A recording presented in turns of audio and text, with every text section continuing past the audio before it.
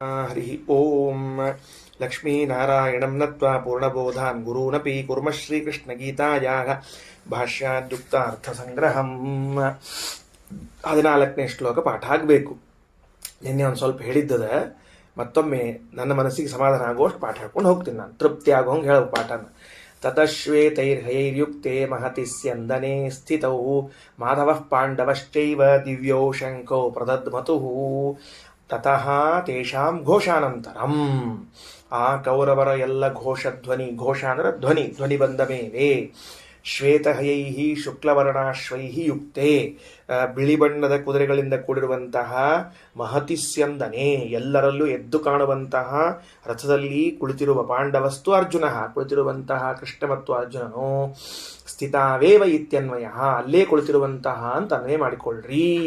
ಅಂದ್ರೆ ಏನಾಯ್ತು, ಆ ಭೀಷ್ಮಾಚಾರ್ಯರು ದುರ್ಯೋಧನನಿಗೆ ಸಮಾಧಾನವಾಗಲಿ ಅಂತ ತಿಳಿದುಕೊಂಡು, ಅಲ್ಲ ಹರ್ಷ ಉಂಟಾಗಲಿ ಅಂತ ತಿಳಿದುಕೊಂಡು ಹೇಳಿ ಶಂಖನಾದವನ್ನ ಮಾಡಿ, ಮೊದಲು ಸಿಂಹನಾದವನ್ನ ಮಾಡಿ ಮುಖತಃ, ಅನಂತರದಲ್ಲಿ ಶಂಖನಾದವನ್ನ ಮಾಡಿದಾಗ ಆ ಕಡೆಯಿಂದ ಫಸ್ಟ್ ರಿಯಾಕ್ಷನ್ ಯಾರ್ದು ಬಂತು?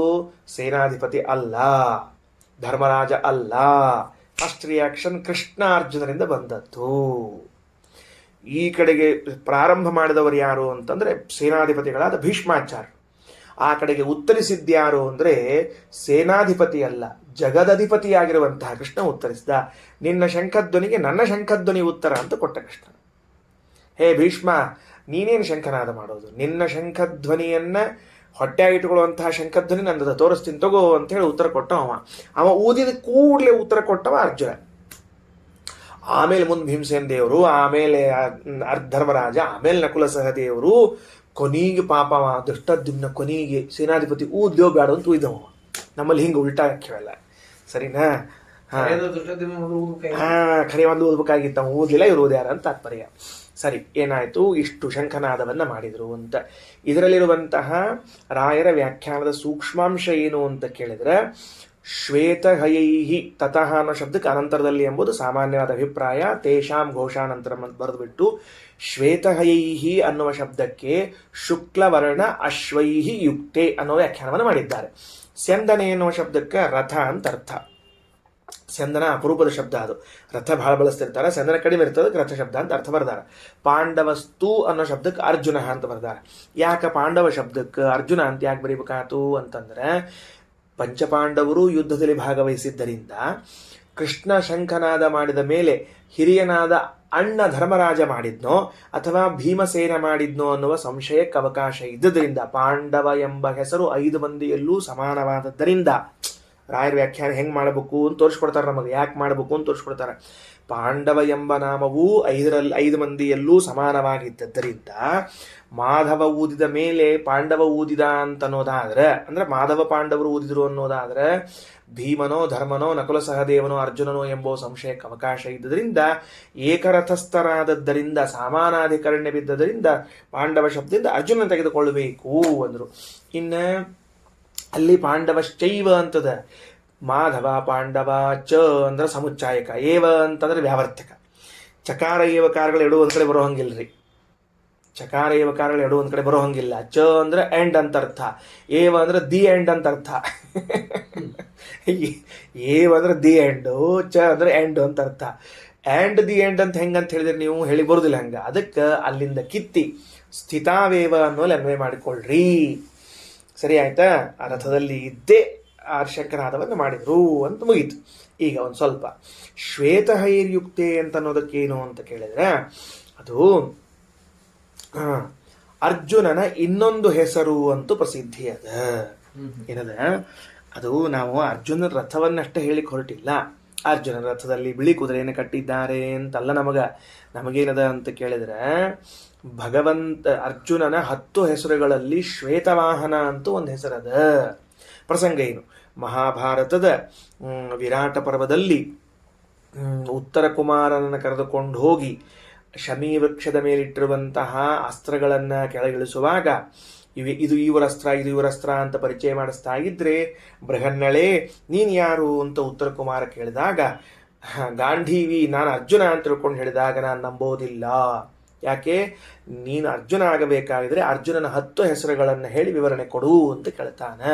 ಕೇಳಿದಾಗ ಅರ್ಜುನ ಫಲ್ಗುಣೋ ಜಿಷ್ಣು ಕಿರೀಟಿ ಶ್ವೇತವಾಹನ ಬೀಭತ್ಸುರ್ವಿಜಯ ಕೃಷ್ಣ ಸವ್ಯಸಾಚಿ ಧನಂಜಯ ಅಂತ 10 ಹೆಸರುಗಳನ್ನು ಹೇಳಿ, ಶ್ವೇತವಾಹನ ಅಂತ ಯಾಕೆ ಕರೀತಾರೆ ನನಗೆ ಅಂದರೆ, ಶ್ವೇತಾಹ ಕಾಂಚನ ಸಂನಾಹ ರಥೇ ಯುಜ್ಯಂತಿ ಮೇಹಯಾಹ, ಬೆಳ್ಳಗಿನ ಕುದುರೆಗಳು ಬಂಗಾರದ ಚಿಲಕತ್ತುಗಳನ್ನೆಲ್ಲ ಹಾಕಿ ಅದಕ್ಕೊಂದೇನು ಆ ಕುದುರೆಗೆ ಹಾಕಬೇಕಾದ ಆಭರಣಗಳನ್ನೆಲ್ಲವನ್ನು ಹಾಕಿ ರಥದಲ್ಲಿ ಹೂಡ್ತಾರೆ. ಸಂಗ್ರಾಮಿ ಯುದ್ಧ ಮಾನಸ್ಯ, ಅಂಥ ಕುದುರೆಗಳು ಕಟ್ಟಿದ ರಥವನ್ನೇ ಯುದ್ಧಕ್ಕೆ ತಗೊಂಡು ಹೋಗ್ತೀನಿ ಹೊರತಾಗಿ ಸಾದಾ ಕುದುರೆಗಳಿಂದ ಅಲ್ಲವೇ ಅಲ್ಲ, ಬೇರೆ ವರ್ಣದ ಕುದುರೆಗಳನ್ನು ತಗೊಂಡು ಹೋಗುವುದಿಲ್ಲ. ತೇನಾಹಂ ಶ್ವೇತವಾಹನ, ಅದಕ್ಕೆ ನನಗೆ ಶ್ವೇತವಾಹನ ಅಂತ ಹೆಸರದ ಅಂತ ಹೇಳಿಕೊಂಡದ್ದನ್ನು ತತಶ್ವೇತೈರ್ಹೈರ್ಯುಕ್ತೆ ಮಹತಿ ಸ್ಯಂದನೆ ಸ್ಥಿತೌ ಅಂತ ಅಭಿಪ್ರಾಯದಲ್ಲಿ ತಿಳಿಸಿದ್ದಾರೆ. ಇನ್ನು ಮತ್ತ ಮಹತಿ ಸ್ಯಂದನ ದೊಡ್ಡ ರಥ ಅಂದ್ರಲ್ಲ, ಮಹತ್ವಂ ನಾಮ ಕೇನ ಮಹತ್ವಂ, ಆಕಾರೇಣ ಮಹತ್ವಂ ವಾ ಗುಣತಃ ಮಹತ್ವಂ ವಾ ಅನ್ಯೇನ ಕೇನಾಪಿ ಕಾರಣೇನ ಮಹತ್ವಂ ವಾ ಅಂತ ಕೇಳಿದ್ರೆ ಅದಕ್ಕೆ ಶ್ರೀಮದಾಚಾರ್ಯ ಅಂತಾನೆ, ಯಾಕಿದು ಮಹತ್ವದ್ದು ಅಂತ ಕೇಳಿದ್ರೆ ಮಹಾಭಾರತ ತಾತ್ಪರ್ಯದ 20ನೇ ಅಧ್ಯಾಯದ 227ನೇ ಶ್ಲೋಕದಲ್ಲಿ ರಥಂಚ ಶುಭ್ರಾಶ್ವಯುತಂ, ಮೊದಲನೆಯದ್ದು ಅರ್ಜುನ ರಥ ಶುಭ್ರಾಶ್ವಯುತ, ಯಾವಾಗಲೂ ಬೆಳ್ಳಿನ ಕುದುರೆ ಇರ್ತದೆ.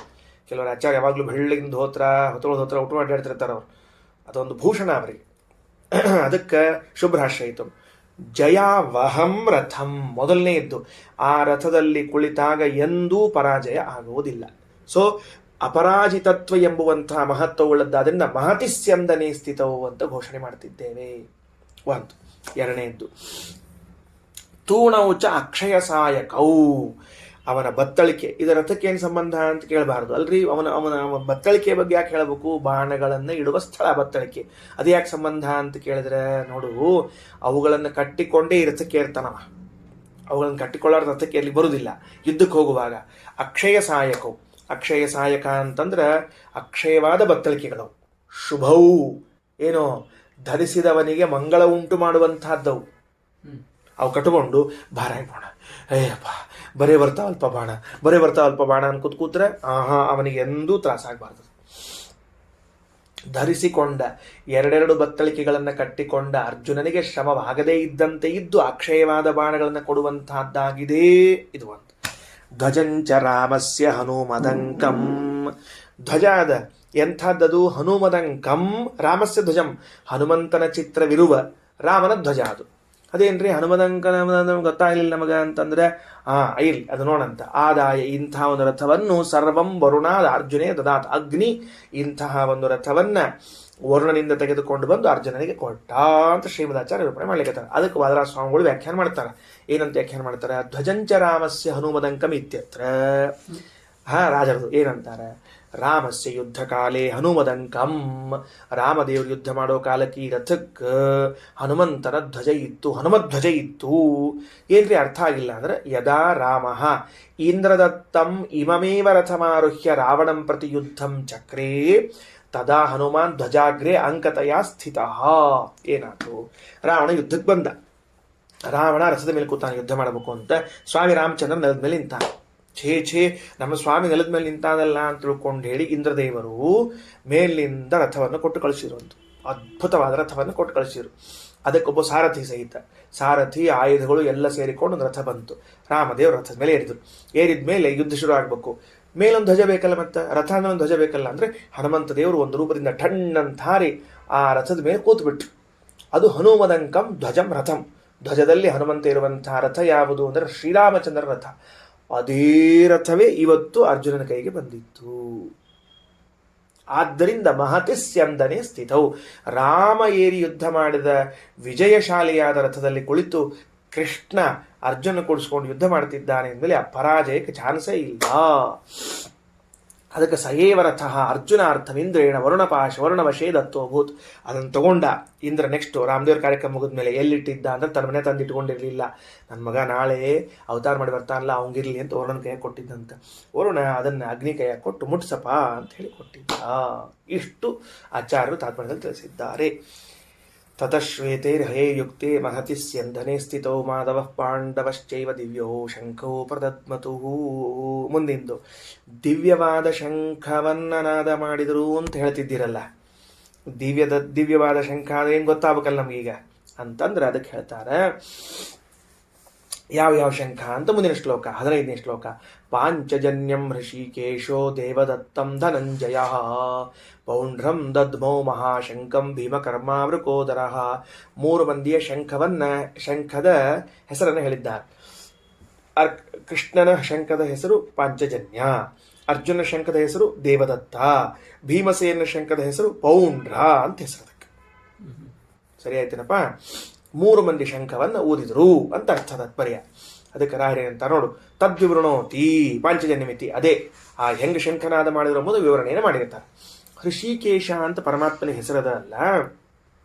ಯಾಕೆ ಪರಮಾತ್ಮನ ಹೃಷಿಕೇಶ ಅಂದ್ರೆ ಉಕ್ತ ಶಬ್ದಾರ್ಥ ಉಕ್ತ ಭಾಷ್ಯೆ. ಹೃಷಿಕೇಶ ಶಬ್ದಾರ್ಥವನ್ನು ಆಚಾರ್ಯ 11ನೇ ಅಧ್ಯಾಯದಾಗ ಹೇಳ್ಯಾರ. ಹೃಷಿಕಾಣಾಂ ಇಂದ್ರಿಯಾಣಾಂ ಈಶತ್ವಾಚ್ಚ ಹೃಷಿಕೇಶ. ಇಂದ್ರಿಯಗಳಿಗೆ ಒಡೆಯನಾದದ್ದರಿಂದ ಪರಮಾತ್ಮನಿಗೆ ಹೃಷಿಕೇಶ ಅಂತ ಕರೀತಾರೆ. ದದ್ಮೌ ಇತ್ಯನ್ವಯ. ಅಂಥವರು ಶಂಖನಾದ ಮಾಡಿದರು ಅಂತ ತಿಳ್ಕೊಳ್ಬೇಕು. ಸರಿ, ಈ ದೇವದತ್ತ ಅಂದ್ರೆ ಏನು ಅಂತಂದ್ರೆ, ಯಾವಾಗ ಖಾಂಡವವನವನ್ನ ದಹನ ಮಾಡಬೇಕು ಅಂತ ಅಗ್ನಿ ಅರ್ಜುನಲ್ಲಿ ಪ್ರಾರ್ಥನೆ ಮಾಡಿಕೊಂಡೋ, ಆಗ ಎಲ್ಲಾ ದೇವತೆಗಳು ಸೇರಿ ಅವನಿಗೊಂದು ಶಂಖ ಕೊಟ್ರು. ಅದಕ್ಕೆ ಆ ಹೆಸರು ದೇವದತ್ತ ಅಂತ ಬಂತು. ದೇವೈಹಿ ದತ್ತಃ ದೇವದತ್ತಃ. ಆಚಾರ್ಯ ತಾತ್ಪರ್ಯದಲ್ಲಿ 22ನೇ ಅಧ್ಯಾಯದ 327ನೇ ಶ್ಲೋಕದಲ್ಲಿ ಹೇಳುವಾಗ ತದುಕ್ತಂ ತಾತ್ಪರ್ಯದೆ ಶಂಖಂ ದದುಸ್ತಸ್ಯ ದೇವಾಹ ದೇವದತ್ತಸ್ಸ ಶಂಖರಾಟ್. ಎಲ್ಲಾ ದೇವತೆಗಳು ಕೂಡಿ ಒಂದು ಶಂಖವನ್ನು ಅರ್ಜುನಿಗೆ ಕೊಡಬೇಕಾಗಿದ್ರೆ ಆ ಶಂಖ ಎಂತಹದ್ದು ಅಂತ ಊಹಿಸಿಕೋ. ಲಗ್ನದ ಮನೆಯೊಳಗೆ ಎಲ್ಲಾರು ಮಂಗಳಸೂತ್ರಕ್ಕೆ ಮುಟ್ ಕೊಟ್ಟಿರ್ತಾರಂತ. ಹಂಗ ಪ್ರತಿಯೊಬ್ಬರು ಶಂಖವನ್ನು ಕೈಲಿ ಸ್ಪರ್ಶ ಮಾಡಿ ತಮ್ಮ ಸನ್ನಿಧಾನವನ್ನ ಇಟ್ಟು ಅದನ್ನ ಶಂಖವನ್ನು ಅರ್ಜುನಿಗೆ ಕೊಟ್ಟಿದ್ರು.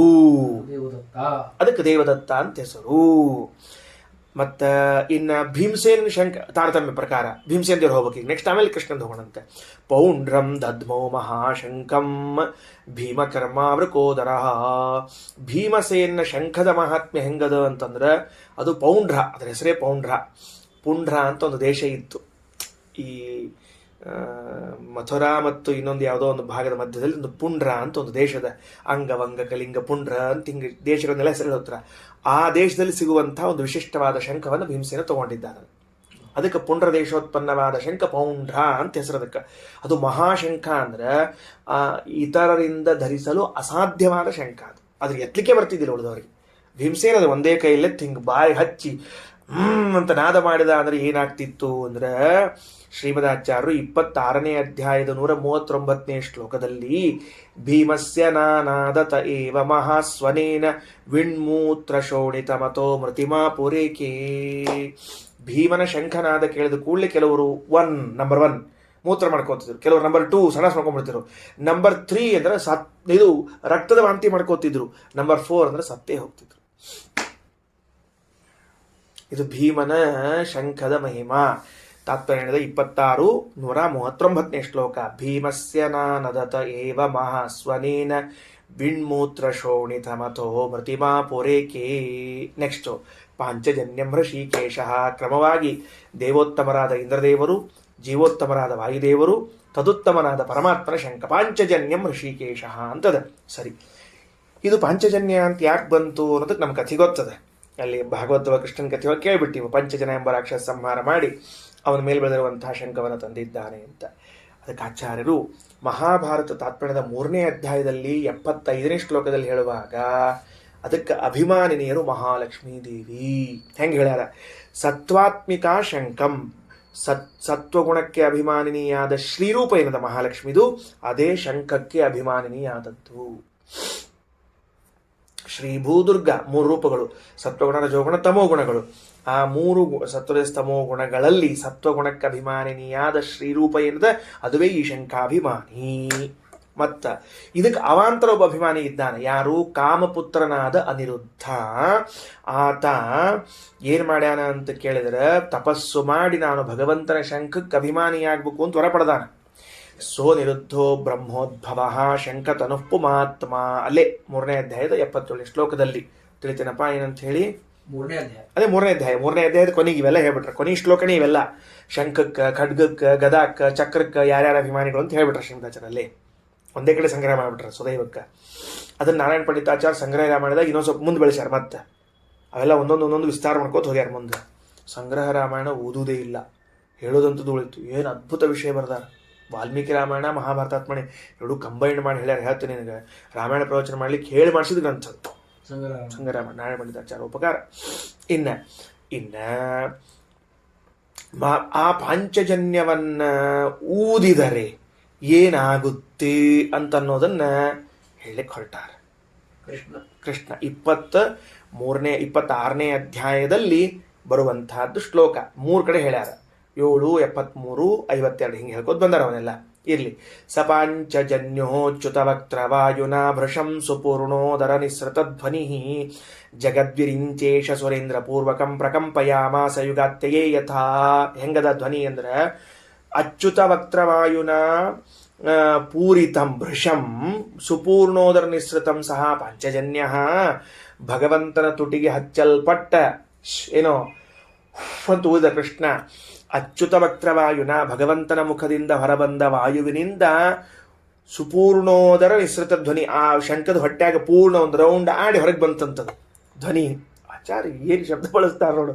ಹೊರಗೆ ಬಂದ್ರೆ ಜಗದ್ವಿರಿಂಚೇಶ ಸುರೇಂದ್ರ ಪೂರ್ವಕಂ, ಚತುರ್ಮುಖ ಬ್ರಹ್ಮದೇವರಿಂದ ಮೊದಲುಗೊಂಡವರೆಲ್ಲರೂ ಕೂಡ ಪ್ರಕಂಪಯಾಮಾಸ, ಅವರವ್ರ ಕುರ್ಚಿಗಳು ಅಳ್ಳಾಡಿ ಹೋಗೋದಂತ. ಯಾಕೆ? ಯುಗಾತ್ಯೇ ಯಥ, ಪ್ರಳಯ ಬಂದಾಗ ಹೆಂಗೆ ಅವರ ಕುರ್ಚಿಗಳು ಅಳ್ಳಾಡಬೇಕೋ ಆ ತರಹದ ಕುರ್ಚಿ ಅಳ್ಳಾಡಿತು ಅಂತನ್ನುವಂತಹ ಮಾತನ್ನ ಶ್ರೀಮದಾಚಾರ್ಯ ಮಹಾಭಾರತ ತಿಳಿಸ್ತಾರೆ.